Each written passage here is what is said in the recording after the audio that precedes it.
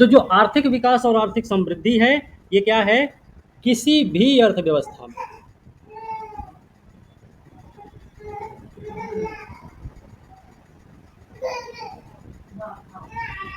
किसी भी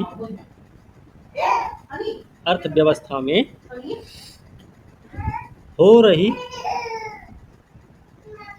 आर्थिक क्रिया का दीर्घकालिक परिवर्तन है। दीर्घकालिक परिवर्तन है।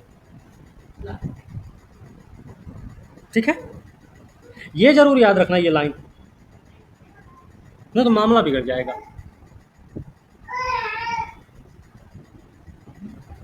ठीक है, अब हम अगर आर्थिक समृद्धि की बात करते हैं,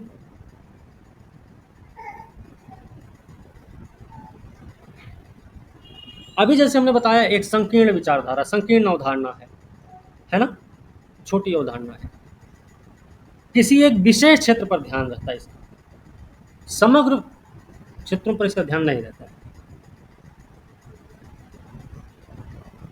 एक चीज और बोल सकते हैं, जो आर्थिक समृद्धि है ना, वो एक मात्रात्मक परिवर्तन है। क्या है ये? मात्रात्मक परिवर्तन है। और आर्थिक विकास क्या है? आर्थिक विकास आपका गुणात्मक परिवर्तन है। बात समझे? तो आर्थिक समृद्धि, राष्ट्रीय आय, सकल घरेलू उत्पाद, प्रति व्यक्ति आय में परिवर्तन, जो मापे जाते हैं, जो मापा जाता है, राष्ट्रीय आय, सॉरी, प्रति व्यक्ति आय। अभी हमने आपको थोड़ी देर पहले बताया ना, कल आप 10 रुपया कमा रहे थे, आज आप 100 रुपया कमाने लग गए। ये क्या आपकी इनकम ना है? पर कैपिटा इनकम आप ही की ना है भाई, है ना? व्यक्तिगत इनकम, व्यक्तिगत आय है आपकी। ठीक है, राष्ट्रीय आय और जीडीपी, सकल घरेलू उत्पाद में परिवर्तन,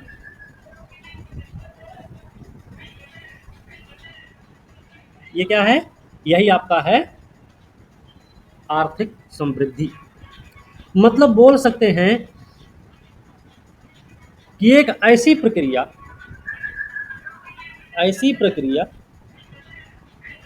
जिसमें किसी देश की राष्ट्रीय आय वास्तविक राष्ट्रीय आय व प्रति व्यक्ति आय में दीर्घावधि तक वृद्धि, बोल सकते हैं। ठीक है, ये आपकी क्या है? आर्थिक समृद्धि है। राष्ट्रीय आय में वृद्धि, प्रति व्यक्ति आय में भी वृद्धि। ठीक है, जो आर्थिक समृद्धि की माप होती है वो राष्ट्रीय आय में वास्तविक वृद्धि के रूप में की जाती है। इसकी माप कैसे होती है? राष्ट्रीय आय में वास्तविक वृद्धि के रूप में,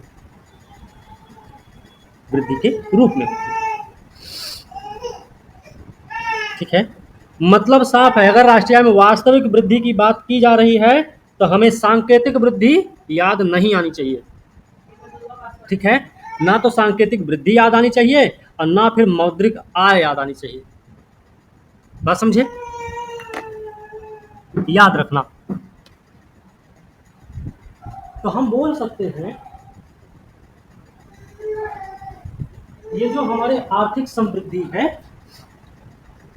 ये राष्ट्रीय आय में वास्तविक वृद्धि से संबंधित है, लेकिन इसका मौद्रिक आय सिर्फ मौद्रिक आय या सांकेतिक राष्ट्रीय आय में वृद्धि नहीं है। वास्तविक क्या होता है फिर?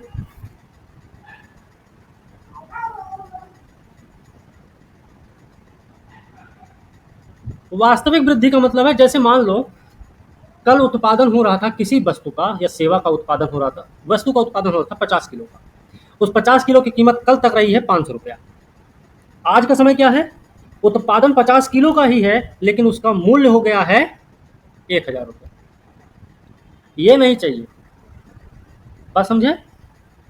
मूल्य भी चाहिए लेकिन उसकी मात्रा में भी वृद्धि चाहिए, वो वास्तविक वृद्धि है। ठीक है, मतलब कहने का है वस्तुओं और सेवाओं के उत्पादन में वृद्धि होनी चाहिए, सिर्फ इनके मूल्य में वृद्धि होने से काम नहीं चलने वाला है। ठीक है, अब आर्थिक विकास क्या है? जब आर्थिक विकास की बात करेंगे तो पहली चीज तो ये गुणात्मक परिवर्तन है, गुणात्मक परिवर्तन है, ये तो ये याद रखना है। दूसरी चीज याद रखना है, विस्तीर्ण अवधारणा है, विस्तारित अवधारणा है ना। मतलब हम ये कह सकते हैं कि आर्थिक समृद्धि से संबद्ध परिवर्तन तो ठीक है, उसके साथ साथ जब हम अर्थव्यवस्था में गुणात्मक परिवर्तन और मानवीय सरोकारों जैसे कारकों को भी सम्मिलित कर लेते हैं तो वो हमारा क्या है? आर्थिक विकास है। ठीक है, गुणात्मक परिवर्तन की बात हो रही है और एक हमने मात्रात्मक परिवर्तन बताए थे। ठीक है, तो आर्थिक समृद्धि प्लस गुणात्मक परिवर्तन इज इक्वल टू हो जाएगा आर्थिक विकास। बात समझ आई?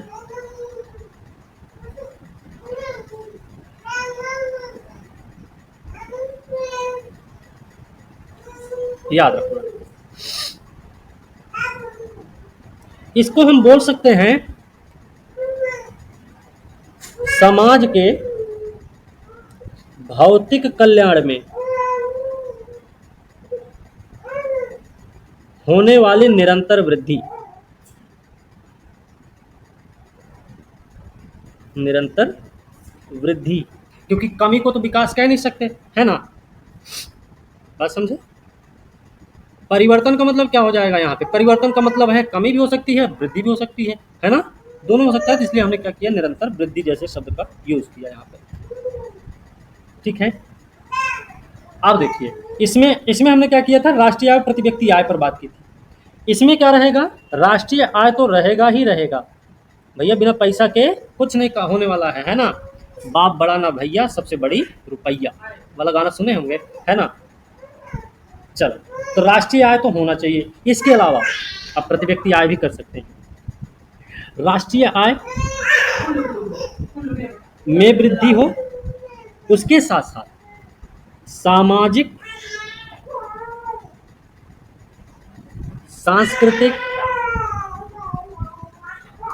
राजनैतिक, अरे क्या भाई,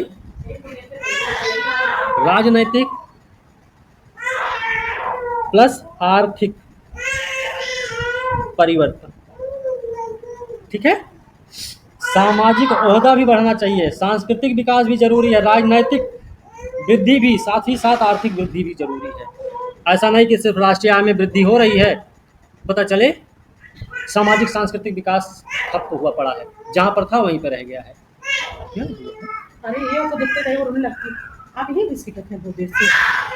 अच्छा क्या बात चलो ठीक है, और ये सब क्या है, ये सब किसी व्यक्ति के, किसी क्षेत्र के, किसी समाज के, किसी परिवार के भी भौतिक उन्नति में योगदान देते हैं,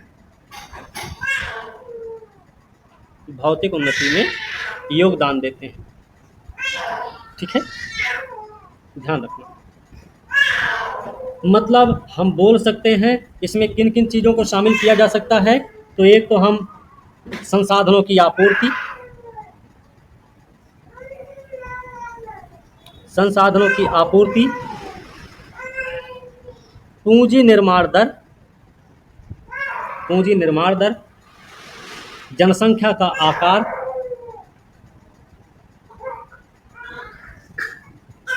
जनसंख्या का आकार, आ जाओ भाई, जनसंख्या का आकार, उसकी बनावट, इसके अलावा प्रौद्योगिकी, प्रौद्योगिकी कौशल,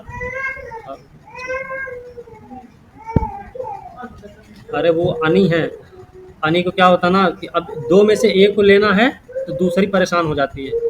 अनि का क्या है, अनि का मामला थोड़ा अलग है। वो जिद जिद पकड़ लेती हैं, अगर उनको थोड़ी देर तक नहीं लिए ना उन्हें छटती है क्या? तो समझो कि वो रोने भी लगेंगे, उन्हें छटती है क्या? क्यों छटती है ना। चिढ़ती दोनों है। है? अनुधि का चिढ़ना जो है वो बाल वाल नोचने लगेंगे आपका, खरोच लेगी, खरबोट लेगी आपको। तो आप तो अनुदी को ही लिए रहते हैं ना। और अनी का मामला है, वो किसी को कुछ नहीं करती, बस अपना माथा ऐसे रख लेंगी बिछावन पे, सर नीचे मुंह नीचे रहेगा, बस अपना रोती रहेंगी, फिर बहुत तेज तेज रोती है वो। माथा पटक पटक के भी रोती है वो। बेटा अनी, ए बेटा, शांत नहीं हो सकती है। अनी इधर आओ, है निधि थोड़ा टहला दो उनको, गुस्सा ऐसे नहीं शांत किए। ठीक है, प्रौद्योगिकी कौशल, कार्य कुशलता, लाल टमाटर चला दो उनको, शांत हो। लाल टमाटर से नहीं शांत होगी, दूध आप तीन दोनों लगाए। अच्छा ठीक है, दूसरा खिलाओ उनको। ठीक है, कार्य कुशलता, जीवन स्तर में सुधार, जीवन स्तर में सुधार, अच्छी शिक्षा प्रणाली, अच्छी शिक्षा प्रणाली, बेहतर स्वास्थ्य सुविधा, बेहतर स्वास्थ्य सुविधा, इन सबको शामिल किया जाता है। मतलब राष्ट्रीय आय में वृद्धि होनी चाहिए, उसके साथ साथ इन सब में भी वृद्धि जरूरी है। इन सबको भी इसमें मापा जाएगा, तब वो आर्थिक विकास के पैमाने पर फिट बैठेगा। ठीक है, आज के समय में देखा जाए तो आर्थिक विकास से संबंधित दो अवधारणाएं हैं। एक है परंपरागत विचारधारा, आर्थिक विकास से संबंधित परंपरागत विचारधारा, लिखने की जरूरत नहीं है। परंपरागत विचारधारा क्या है? परंपरागत विचारधारा में आर्थिक विकास को आर्थिक समृद्धि ही माना गया, आर्थिक विकास को आर्थिक समृद्धि के रूप में रखा गया, वैसे परिभाषित किया गया। लेकिन परंपरागत विचारधारा में ही आर्थिक विकास एक ऐसी स्थिति है जिसमें सकल राष्ट्रीय उत्पाद और सकल घरेलू उत्पाद 5 से 7% प्रतिवर्ष की दर से बढ़ता रहे और उत्पादन तथा रोजगार संरचना में इस प्रकार परिवर्तन हो कि उसमें कृषि का हिस्सा कम होता चला जाए। ठीक है, एक तो हमने परंपरागत विचारधारा में क्या देखा, आर्थिक विकास को आर्थिक समृद्धि के रूप में परिभाषित किया गया। दूसरी चीज हमने देखी, आर्थिक विकास को एक ऐसी स्थिति के रूप में बताया गया कि जहां पर जीडीपी और जीएनपी में प्रतिवर्ष कितने प्रतिशत की वृद्धि होनी चाहिए, 5 से 7%। साथ ही साथ वहां पर उत्पादन और रोजगार संरचना में कुछ ऐसा परिवर्तन हो ताकि कृषि का हिस्सा कम होता चला जाए, उसको इन्होंने आर्थिक विकास मान लिया। मतलब कहने का कृषि का हिस्सा कम होने का क्या मतलब है, विनिर्माण क्षेत्र में वृद्धि होनी चाहिए, है ना, तृतीयक क्षेत्र का हिस्सा बढ़ाना चाहिए, सीधी सी बात है, बात समझे।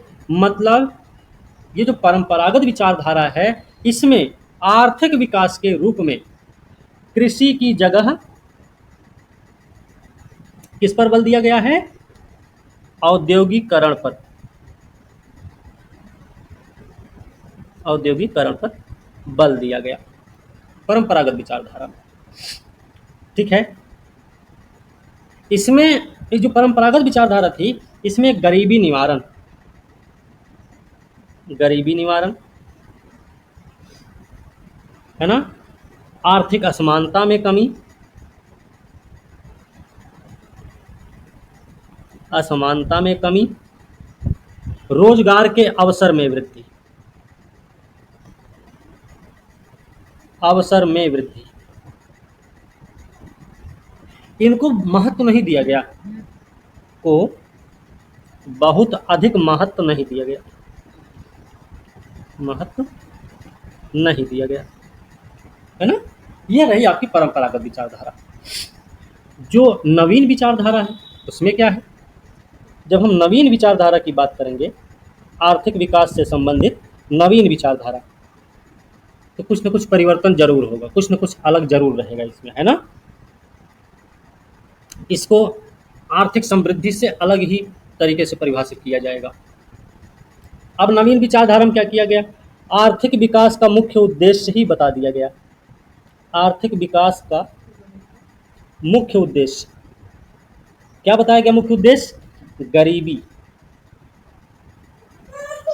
असमानता, गरीबी, असमानता और बेरोजगारी का निवारण नवीन विचारधारा में बताया गया।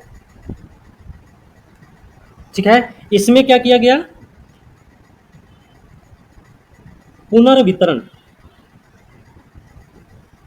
पुनर्वितरण के साथ समृद्धि का नारा दिया गया, नारा दिया गया। दो लोग हैं नवीन विचारधारा में, एक नाम है चार्ल्स पी किंडलबर्गर, है ना, किंडर जॉय और बर्गर तो आप लोग जानते ही हैं। एक और है, उनका नाम है ब्रूस हैरिक, ब्रूस हैरिक। इन दोनों ने क्या कहा? इन दोनों ने बताया है कि आर्थिक विकास की परिभाषा प्रायः लोगों के भौतिक कल्याण के सुधार के रूप में की जाती है। उन्होंने क्या बताया? आर्थिक विकास की परिभाषा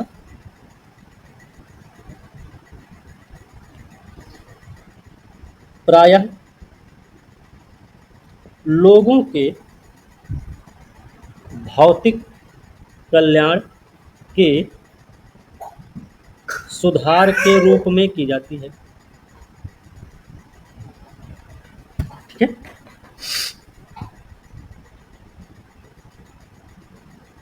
इन्होंने एक चीज और बताया इसी परिभाषा, इसी कथन के साथ साथ, इसी कथन में एक बात ये छिपी हुई है कि जब किसी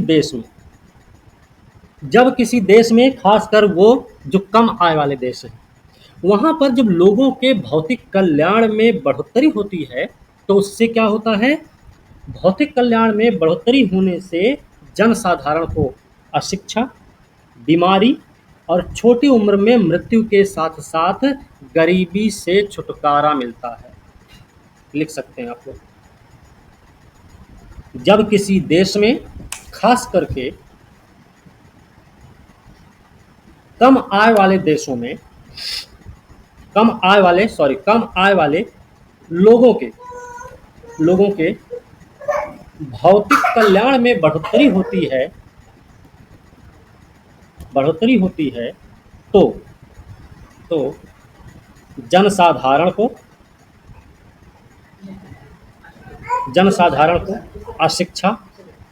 अशिक्षा, बीमारी और छोटी उम्र में मृत्यु के साथ साथ, सर हाँ सर कम आय वाले देशों में उसके बाद क्या बोले? कम आय वाले देश नहीं, कम आय वाले लोगों के भौतिक कल्याण में बढ़ोतरी होती है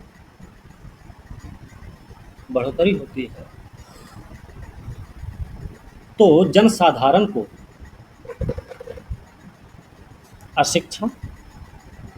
अशिक्षा, बीमारी और छोटी उम्र में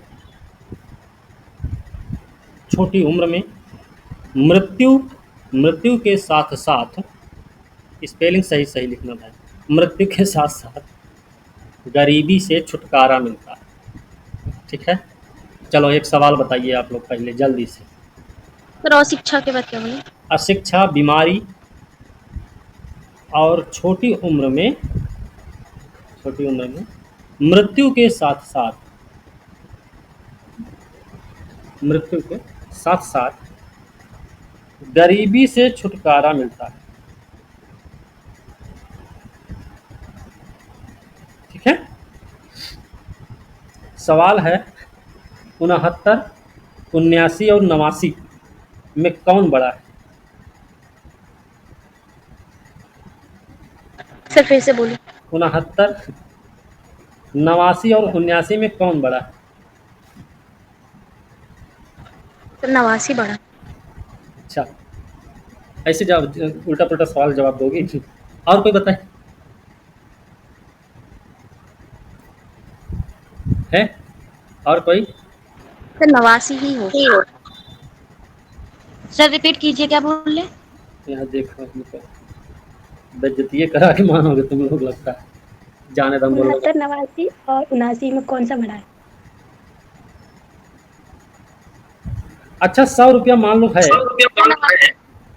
100 रुपया किसी के पास है, तो उसे बांटना है 2 लोगों में। एक को 1 रुपया ज़्यादा मिलना चाहिए, एक को 1 रुपया कम मिलना चाहिए। बताओ कितना कितना दिया जाएगा? इकोनॉमिक्स पढ़ 51 और 49। कितना? 51 एक को, दूसरे को 49। अच्छा तो 2 रुपया का अंतर आ गया। तो सर 1 रुपया का अंतर आना चाहिए बस। चलो और कोई बताओ, इकोनॉमिक्स पढ़ रहे हो, सवाल का जवाब दो जल्दी जल्दी। चलो छोड़ो कोई बात नहीं। अच्छा तीतर के एक आगे नहीं, तीतर के आगे तीतर, तीतर के पीछे तीतर। आगे तीतर पीछे तीतर, बोलो कितने तीतर? मतलब तीतर के 2 आगे तीतर और तीतर के 2 पीछे तीतर। आगे तीतर पीछे तीतर, बोलो कितने तीतर? 5 सर, अच्छा चलो वेरी गुड, या एक? बहुत सही। सर पहले वाले का आंसर क्या होगा? बता रहे हैं, एक है 89, ये 89 है, ये 79 है और ये 69 है। सबसे बड़ा 89 है, सही रहा। सही दूसरा, तो बोले। हाँ 100 रुपया में एक को दिया जाएगा 49.5 रुपया और दूसरे को दिया जाएगा 50.5 रुपया। 1 रुपया का अंतर आया है ना? ठीक है। तीसरा सवाल, तीतर के आगे 2 तीतर, ये 2 तीतर हो गए। तीतर के पीछे 2 तीतर, आगे तीतर पीछे तीतर, कितने हो गए? 3 तीतर। ठीक है, है ना? सही है। चलो फिर इसी के साथ क्लास रोकेंगे अभी। तो आर्थिक समृद्धि और आर्थिक विकास का में अंतर देखें तो पहला पॉइंट यही है कि वस्तु और आर्थिक समृद्धि में वस्तु सेवा के उत्पादन में वास्तविक वृद्धि होती है, जिसके लिए जीडीपी राष्ट्रीय आय प्रति व्यक्ति आय में वृद्धि ज्ञात की जाती है। आर्थिक विकास में हम आय बचत और निवेश तो देखते हैं। आय बचत और निवेश में परिवर्तन तो हो, वो तो ठीक है, उसके साथ साथ सामाजिक आर्थिक ढांचे में भी प्रगतिशील परिवर्तन होना जरूरी है।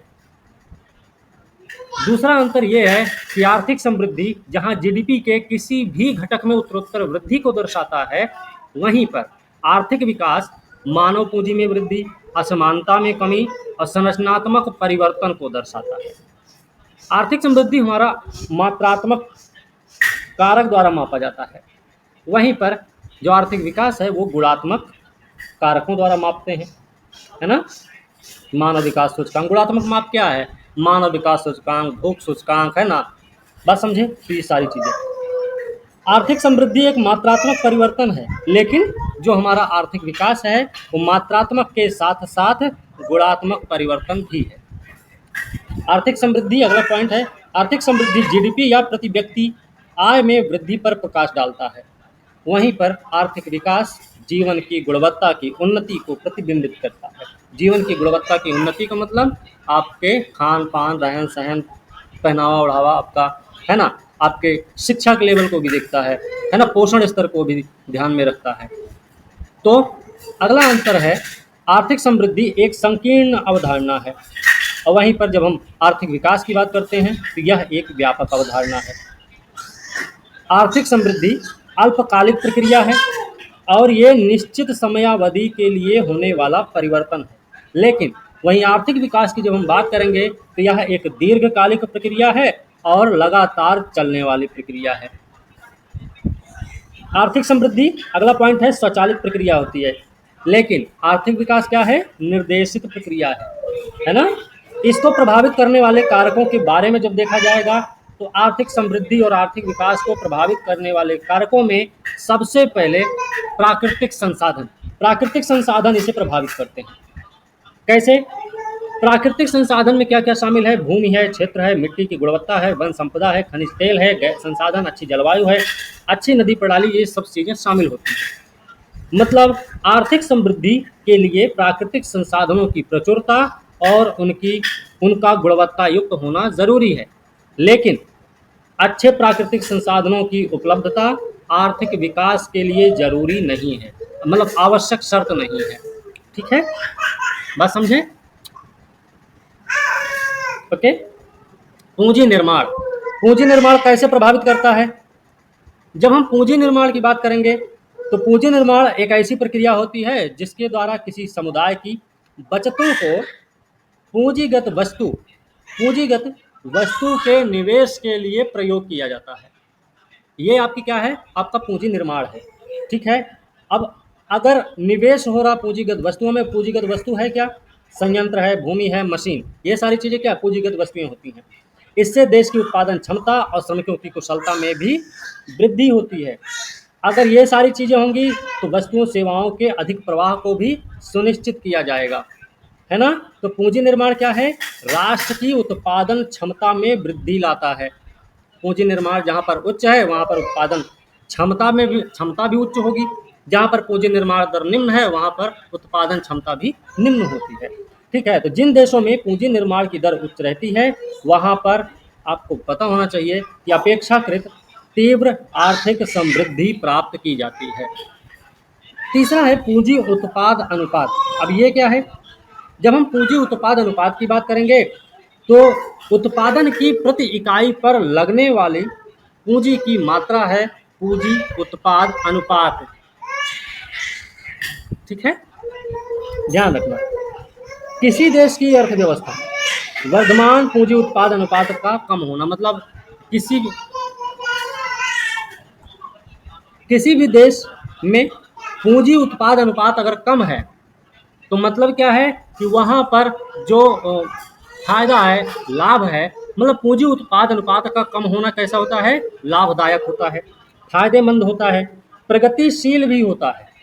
बात समझे? हमने बताया आपको कि एक उत्पाद को तैयार करने में 100 रुपया खर्च हो रहा है, एक उत्पाद को तैयार करने में 20 रुपया खर्च हो रहा है, अंतर नहीं है। 100 रुपये का जो तैयार हो रहा है वो मान लीजिए कुछ फायदा लेकर 105 110 में बेचा जाए। ठीक है,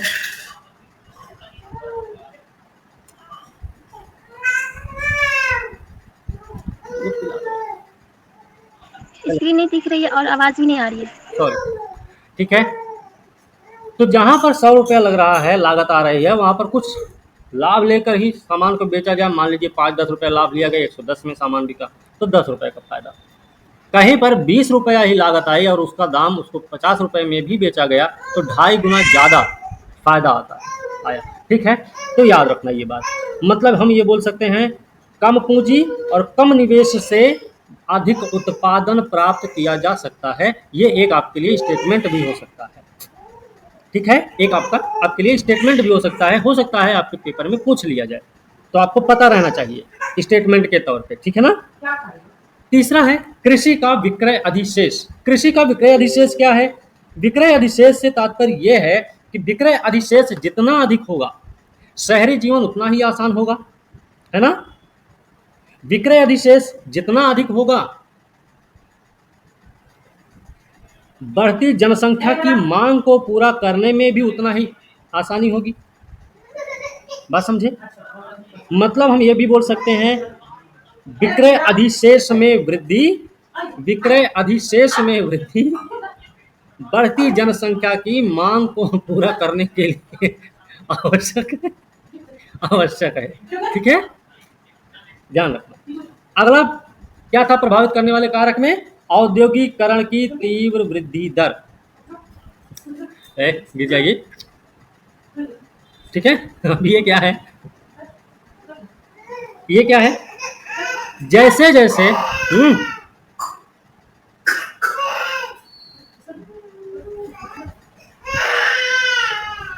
ये क्या होता है? किसी भी देश में औद्योगिकरण का स्तर जैसे जैसे बढ़ता जाएगा,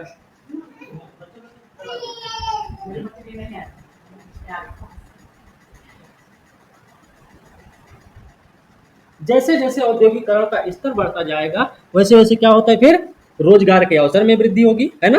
रोजगार के अवसर में वृद्धि होगी तो भाई उत्पादन में वृद्धि होगी। उत्पादन में वृद्धि होगी तब क्या होगा? उत्पादन में अगर वृद्धि होती है तो देश के जीडीपी में भी वृद्धि होती है। बात समझ आई? याद रखें। अगला जो प्रभावित करने वाला कारक है वो है अर्थव्यवस्था में सेवा क्षेत्र की भूमिका। हमने कल किसी के बारे में बताया था कि उनके अनुसार जो आर्थिक समृद्धि है, उनका कहना है, क्या कहना था उनका, कि कृषि का जीडीपी में स्तर जैसे जैसे कम होता जाएगा वैसे वैसे आर्थिक विकास होता चला जाएगा। ऐसा ही कुछ है, मिला जुला रूप उन्होंने कहा था। उन्होंने सेवा क्षेत्र की भूमिका पर बल दिया था। हमने कल किसी के बारे में आपको बताया था। ठीक है, तो यहाँ पर भी अगला टॉप है पॉइंट, अर्थव्यवस्था में सेवा क्षेत्र की भूमिका। सेवा क्षेत्र की भूमिका, तो सेवा क्षेत्र में विकास से रोजगार का सृजन होता है, और रोजगार का जब सृजन होगा तो अर्थव्यवस्था के जीडीपी में भी वृद्धि होगी, है ना। ये भी बात समझ में आ गई? समझे? लेकिन एक चीज और, हमने एनसीईआरटी में पढ़ा है कि भारत स्वतंत्रता से लेकर अभी तक जिस गति से कृषि का जीडीपी में स्तर कम हुआ है, जीडीपी में योगदान कम हुआ है, और द्वितीयक और तृतीयक क्षेत्र का योगदान बढ़ा है जीडीपी में, उस हिसाब से द्वितीयक और तृतीयक क्षेत्र में रोजगार सृजन की रोजगार सृजन में वृद्धि नहीं देखी गई, है ना। हमने ये चीज देखी है, एनसीईआरटी में हमने आपको पढ़ाया है ये बात, है ना। मेरे ख्याल से 11वीं क्लास का है, चैप्टर है 2, 1950 से 1990 के बीच, भारतीय अर्थव्यवस्था, है ना, ये चैप्टर आपका है, याद रखना। अगला है प्रभावित करने वाले कारक में तकनीकी उन्नति। तकनीकी उन्नति का क्या मतलब है? अगर उन्नत तकनीक से आप परिचित हैं, अगर आप उन्नत तकनीक से भी परिचित हैं तो जाहिर सी बात है सीमित संसाधन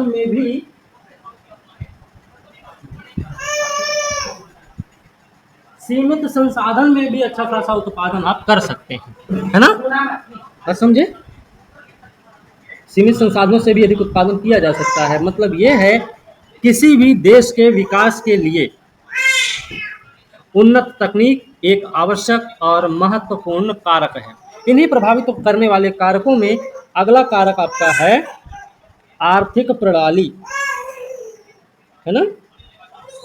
जब हम आर्थिक प्रणाली के बारे में बात करते हैं तो यहाँ पर बात होती है अर्थव्यवस्था के स्वरूप पर। अर्थव्यवस्था का स्वरूप कैसा है? मतलब अर्थव्यवस्था का स्वरूप पूंजीवादी है, समाजवादी है या मिश्रितवादी। बताया जाता है कि पूंजीवादी अर्थव्यवस्था में निजी क्षेत्र की महत्वपूर्ण भूमिका होती है। निजी क्षेत्र के सहयोग और विदेशी निवेश से अर्थव्यवस्था में संसाधनों की उपलब्धता बढ़ती है। परिणाम ये होता है कि पूंजी निर्माण और निवेश की दर में भी वृद्धि होती है। आर्थिक प्रणाली। उसके अलावा है राजनीतिक कारक। राजनीतिक कारक क्या है? सरकार का स्थायी या अस्थायी होना, यह राजनीतिक कारक। राजनीतिक स्थिरता और मजबूत प्रशासन भी अनिवार्य होता है और सहायक भी होता है। एक स्थिर, शक्तिशाली, कुशल सरकार, ईमानदार प्रशासन, पारदर्शी नीतियां क्या करती हैं? निवेशकों के विश्वास में वृद्धि करती हैं, है ना। निवेशकों के विश्वास में वृद्धि करती हैं, उससे घरेलू विदेशी पूंजी आकर्षित होती है, फिर आर्थिक विकास में तीव्रता आती है। राजनीतिक कारक है। लिखना हो तो लिख भी सकते हैं। लिखेंगे या लिख चुके हैं? हेलो, बोल दीजिए। लिख लिए हैं? वाह, क्या बात। Yes sir. शाबाश, बढ़िया। हम भी टेस्ट करवाएंगे इसी वाली किताब से, ठीक है। अगला क्या है प्रभावित करने वाले कारक में? अगला है विदेशी व्यापार की स्थिति और नीतियां।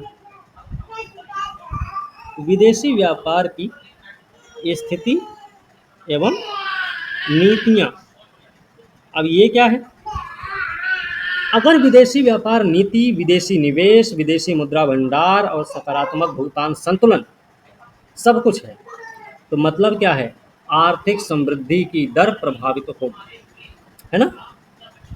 फिर मानव संसाधन का उपयोग। मानव संसाधन कब बनता है?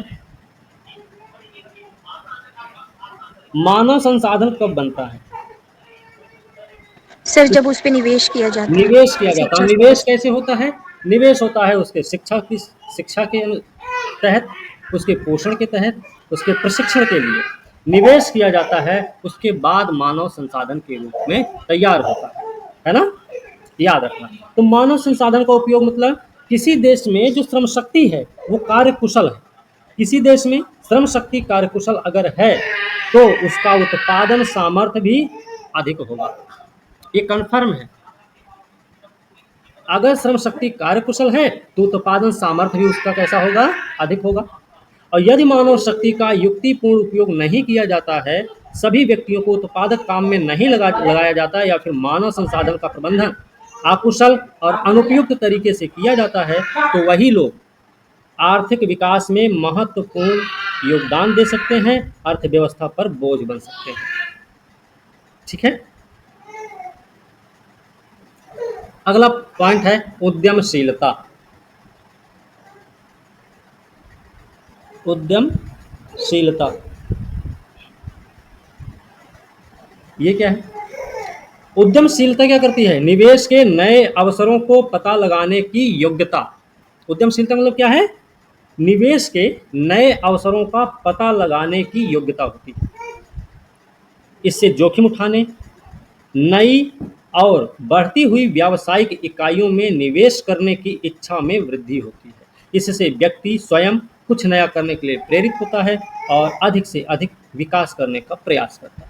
अब अगर कोई निवेश करता है, जाहिर सी बात है रोजगार भी बढ़ेगा। रोजगार बढ़ेगा तो खान पान का स्तर भी बढ़ेगा, नहीं है ना? पोषण स्तर में वृद्धि होगी, है ना? बस समझे, ध्यान रखें। अगला है सामाजिक लागत। ये सामाजिक लागत क्या है भाई?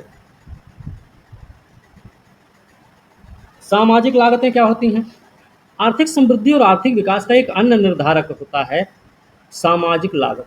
सरकार क्या करती है? अपने नागरिकों को बेहतर आधारभूत संरचना, बेहतर सामाजिक सुविधा प्रदान करती है। अनेक सामाजिक आर्थिक विकास के कार्यक्रमों का संचालन भी करती है। ऐसी सुविधाएं क्या होती हैं? ऐसी सुविधाएं कार्यशील जनसंख्या को स्वस्थ, कुशल और उत्पादक बनाती हैं, और ऐसे व्यक्ति अपने देश को आर्थिक रूप से आगे बढ़ाने में सहयोग देते हैं। ठीक है, यहाँ तक कोई दिक्कत किसी को